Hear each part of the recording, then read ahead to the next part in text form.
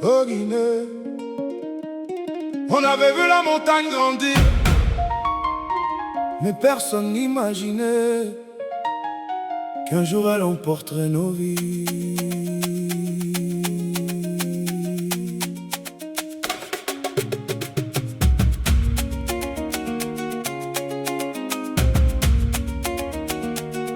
Chaque jour les camions passaient, chaque jour la montagne montait.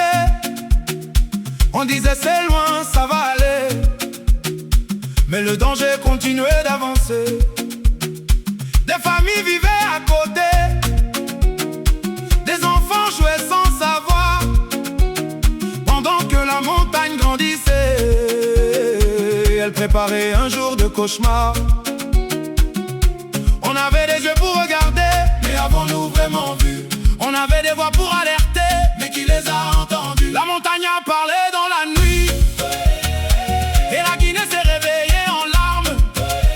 Des rêves ont disparu, des vies sont parties.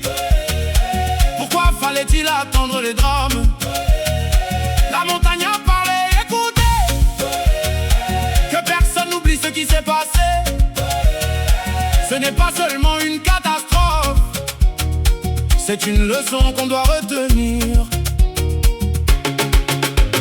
Aujourd'hui les mères pleurent leurs enfants, les enfants cherchent encore leurs parents. Dans les ruines, dans la boue, dans le silence, il reste la douleur et l'absence. Les secours cherchent sous les débris, chaque minute devient une prière. Et tout un peuple aujourd'hui regarde Dar es Salaam et espère. Aux autorités, écoutez nos voix. Le peuple ne demande pas la colère, nous voulons comprendre pourquoi, et protéger ceux qui restent sur la terre. Que les promesses deviennent des actions, que les alertes deviennent prévention. Parce qu'une vie perdue ne revient jamais, mais une vie sauvée change l'avenir. Hey!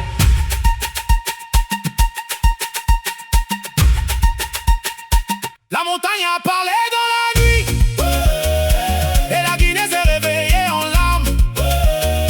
Plus jamais une famille sacrifiée, plus jamais attendre avant d'agir. Dar es Salaam, nous sommes avec toi pour les victimes. Nous portons ta voix. Aujourd'hui nous pleurons nos disparus. Demain que le danger ne gagne plus. Une montagne de déchets, des années de silence, une nuit de tragédie. Mais que demain, de cette douleur, naissent enfin des changements.